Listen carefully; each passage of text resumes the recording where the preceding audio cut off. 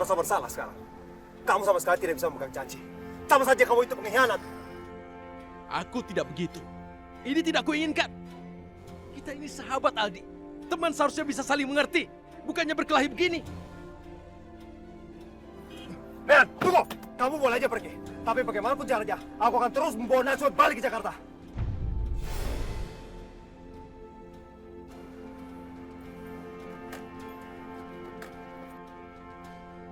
Aku lupa mengatakan sesuatu. Karena apa yang sudah kamu lakukan pada Najwa. Sekarang dirawat di rumah sakit ibuku. Terus apa sekarang? Aku harus merasa bersalah? Maksudku adalah, karena kamu melakukan itu pada Najwa, ibuku dan Priti semakin tidak suka pada Najwa. Tidak ada yang mencintai Najwa dan itu yang kusesalkan. Terus kamu mengharapkan apa? Aku harus menyesal? Tidak ada yang kuharapkan darimu. Aku cuma mau bilang kalau kamu bilang cinta pada Najwa, itu bukan cinta. Itu adalah obsesi yang besar, keegoisan yang besar. Kamu tidak bisa mencintai seseorang tapi kamu menyakitinya. Maksud kamu apa? Yang aku coba katakan adalah, kamu tidak pernah mencintai Najwa. Kamu mencintai dirimu sendiri. Kamu sadar? Kamu itu sebenarnya cemburu melihatku bahagia dengan Najwa. Itulah sumber kekesalan yang kamu rasakan sekarang. Itu saja.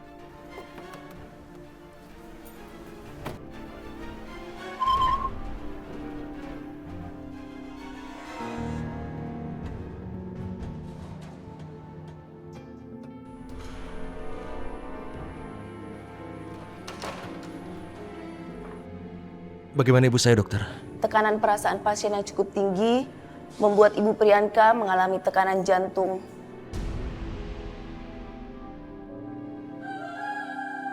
Saat ini kondisi pasien masih sangat kritis. Ya Allah, Rehan, ini semua pasti gara-gara aku. Tidak, Najwa. Kamu tidak bersalah.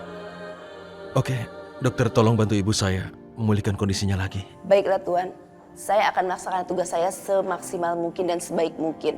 Selebihnya saya menyerahkan kepada Allah. Saya permisi dulu. Rehan, ini semua gara-gara aku. Kalau aja aku nggak bilang sama ibu kamu soal kemandulan aku, ibu kamu pasti nggak akan kayak gini. Tidak, Najwa. Jangan bicara begini. Semua ini kan karena ketentuan dari Allah. Kamu tidak salah. Tapi ini semua memang benar-benar gara-gara aku. Sudahlah, tenang. Semuanya akan baik-baik saja. Kamu tenang saja. Rehan, bagaimana kabar ibu? Aku dengar dari Tuntun, dia kena serangan jantung. Kondisi ibuku sekarang koma. Dan kata dokter ini karena dia mengalami depresi yang sangat berat. Ya. Kenapa ini bisa terjadi, Rehan?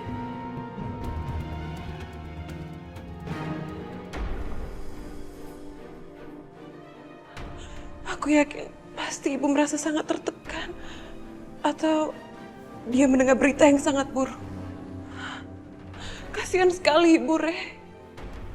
Tega sekali orang yang berbuat seperti itu pada ibu.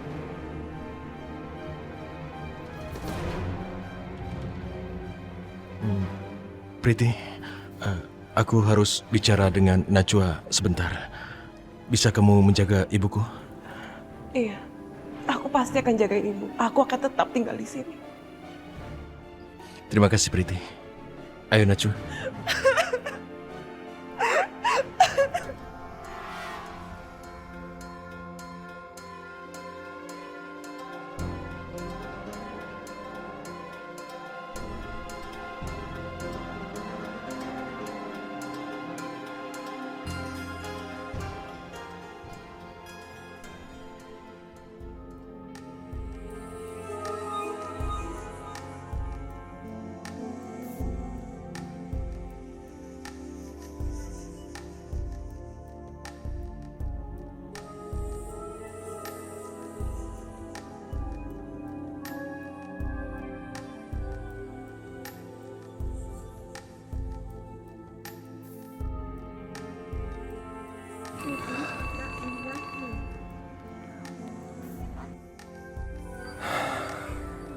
Dasar adik tiri pengkhianat.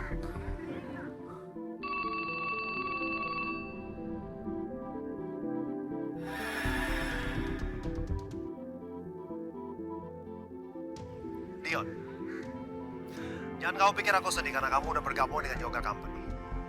Justru aku kasihan sama kamu. Kamu lihat aja. Gak begitu lama kamu pasti udah ditendang sama mereka. Mana ada company yang mau meng-hire orang yang kayak kamu? Nalu. Aldi, aku sama sekali nggak takut sama gertakan kamu. Dan aku nggak pernah mundur sedikit pun hanya untuk menghancurkan kamu. Kamu tunggu aja waktunya. Kamu bisa ngelakuin apa aja, Dion. Walaupun aku masih di sini, silakan. Tapi lihat aja, aku janji begitu aku balik Jakarta, kita lihat siapa yang akan jadi gembel jalanan. Aldi, kamu jangan bangga duluan. Kita lihat aja nanti ujungnya siapa yang jadi gembel, siapa yang enggak. Kalau menurut aku pribadi, kamulah gembel yang sebenarnya. Kamu jauh-jauh ke India untuk mengemis cinta dari seorang gadis yang udah menjadi istri orang lain. Ngajar kamu, Dion.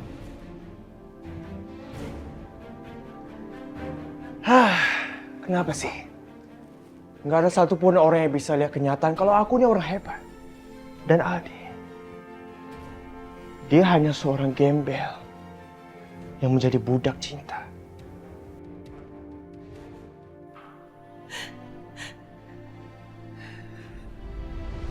Rehan, kamu pulang, nak. Tapi kenapa kamu pulang bersama dengan perempuan ini? Tidak. Sampai kapanpun, ibu tidak akan merestui kalian.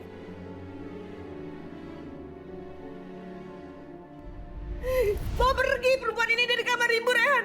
Ya Allah, kenapa Bunda Priyanka bisa segaget itu mendengar kejujuranku? Mungkinkah semua kebaikannya selama ini cuma terpaksa? Terpaksa dia lakukan demi menjaga perasaan Rehan. Ya Allah, apa yang seharusnya aku lakukan jika sampai terjadi sesuatu yang buruk? Aku harus bertanggung jawab atas semua yang terjadi dengan Bunda Priyanka. Dasar perempuan tidak tahu diri. Puas kamu sekarang, ha? Kamu sudah membuat Ibu Priyanka sekarat di dalam sana? Apakah belum cukup? Kamu menghancurkan masa depan anak saya? Dan sekarang kamu menghancurkan juga hidup Ibu Priyanka, mertua kamu. Hah? Puas, Najwa? Puas kamu? Tolong maafin saya, Tuan Chopra. Semuanya nggak seperti itu. Saya sama sekali nggak punya niat seperti itu. Saya tahu ini rencana licik kamu untuk menguasai Rehan dan menghancurkan orang-orang yang mencintainya. Kamu tuh ingin monopoli hidup Rehan dan menjauhkan dia dari keluarganya. Itu yang kamu mau, kan? Maafin saya, Tuan Chopra. Saya sama sekali nggak pernah merencanakan semua ini. Pokoknya kamu harus bertanggung jawab. Kamu bukan saja menggagalkan pernikahan putri saya, tapi kamu juga membuat Ibu Priyanka menderita. Kalau sampai terjadi apa-apa dengan dia, kamulah orang pertama yang harus bertanggung jawab. Apa maksud Tuan Chopra? Kalau sampai Ibu Priyanka meninggal, kamu akan saya seret ke penjara.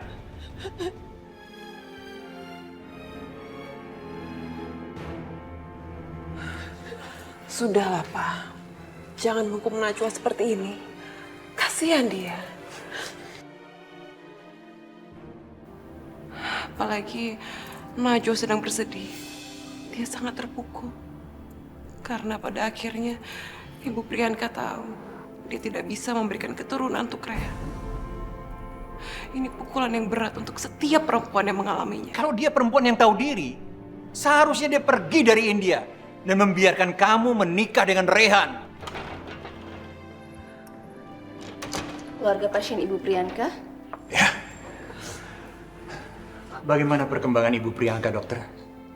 Dengan sangat menyesal, saya harus mengatakan bahwa kondisi pasien sampai dengan saat ini belum sadarkan diri, Pak.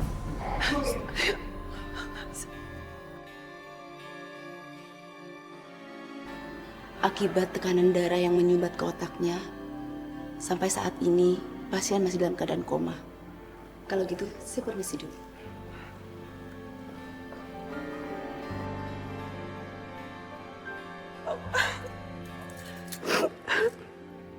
Ibu Priyanka tidak boleh meninggal, Pak. Tidak, sayang. Kalau misalnya dia meninggal, dia tidak bisa melihat pernikahan aku dengan Rehan, Pak. Papa mengerti. Priti, Jangan kamu menyentuh anak saya. Jangan sekali-sekali menyentuh anak saya. Saya tidak sudi kamu membuat dia sakit lagi. Kalau sampai kamu berani menyakiti hati dia lagi, saya akan membiarkan kamu merasakan sakit yang melebihi apa yang Priti rasakan.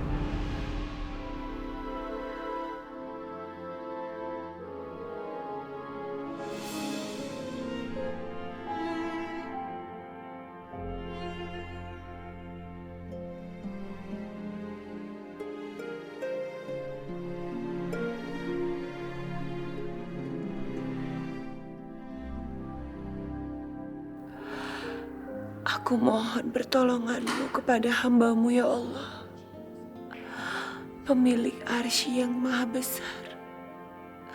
Sembuhkanlah mertua hamba dan buatlah agar situasi ini kembali membaik dengan cara-Mu, cara yang Engkau ridhoi. Ya Allah, tidak ada kemudahan kecuali yang Engkau buat mudah, dan Engkau menjadikan kesedihan. Jika Engkau kehendaki, pasti akan mudah.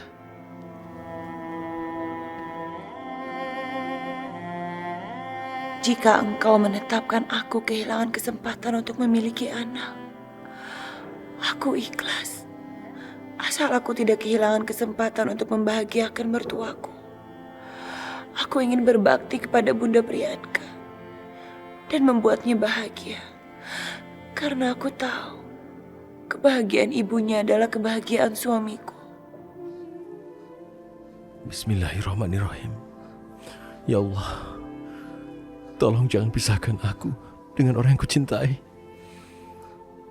Ya Allah, bahagiakanlah ibuku dan istriku, lahir dan batin.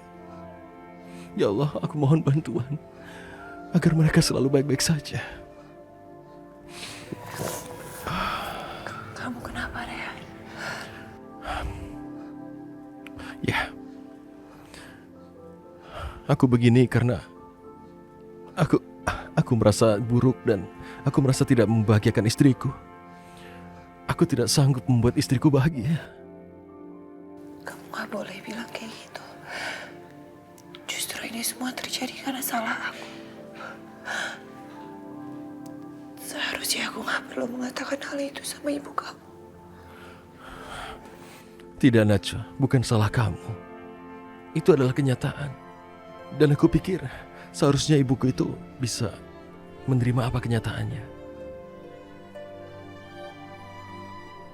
Aku menyayangi ibu kamu seperti aku menyayangi ibu aku sendiri.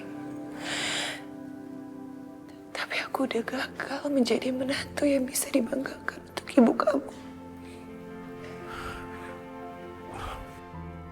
Tidak, Najwa. Yang kamu lakukan sudah benar. Aku bangga punya istri seperti kamu. Aku pikir apa yang sudah kamu lakukan ini mungkin tidak tepat secara waktunya saja, tapi yang kamu lakukan adalah hal yang benar. Sama sekali tidak salah.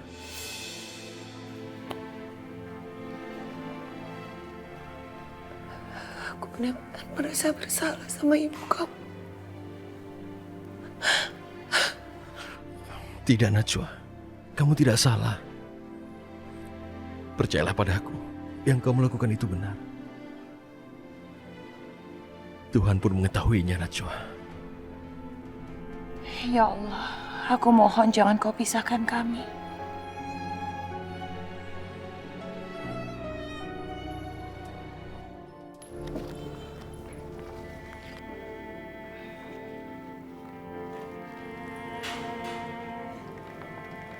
Kami telah mengupayakan berbagai macam cara agar pasien bisa sadar. Tapi sayang, masih belum ada perkembangan. Ibu Priyanka masih mengalami koma dan belum tahu sampai kapan. Lalu, kami harus bagaimana, dokter? Tidak ada. Kita hanya menunggu keajaiban dari Allah saja. Jadi, saran saya, lebih baik ibu Anda dirawat di rumah saja. Mungkin ini adalah jalan yang terbaik.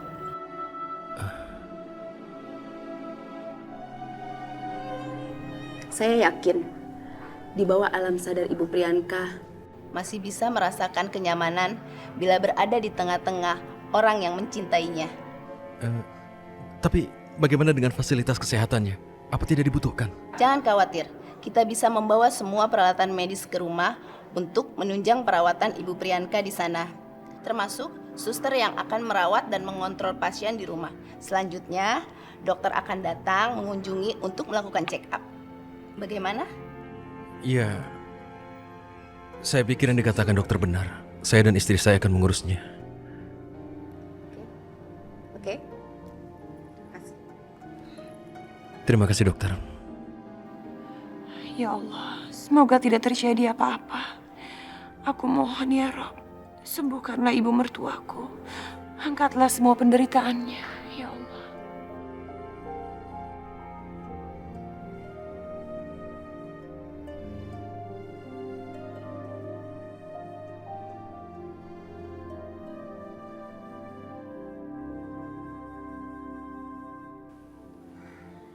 Rehan, kenapa dia masih di sini? Karena dia adalah istriku dan dia juga menantu dari ibuku.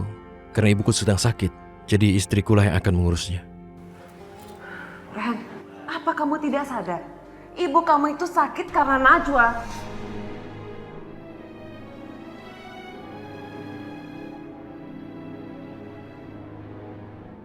Mending kamu bawa Najwa jauh-jauh dari ibu. Aku khawatir. Ibu tidak akan pernah sembuh kalau dekat-dekat dia. Najwa itu sudah memberikan energi yang buruk untuk ibu. Oke, Priti. Aku pikir ibuku membutuhkan ketenangan sekarang. Bukan keberisikan yang kamu buat. Dia tidak membutuhkan omongan yang tidak penting. Rehan, jaga ucapan kamu. Aku menginginkan yang terbaik untuk Ibu Priyanka. Tidak seperti Najwa. Menginginkan hal yang terburuk untuk ibu kamu. Aku pikir kamu tidak perlu menyalahkan Najwa untuk semua hal. Sebaiknya kamu istighfar dan mendoakan untuk kesehatan ibuku. Tidak perlu kamu menyalahkan orang lain, bahkan menyalahkan Najwa.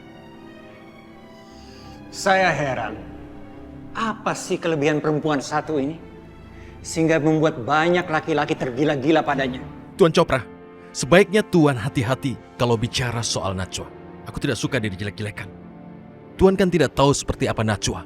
Jadi kalau Tuan tidak suka padanya, sebaiknya Tuan pergi meninggalkan rumah sakit ini.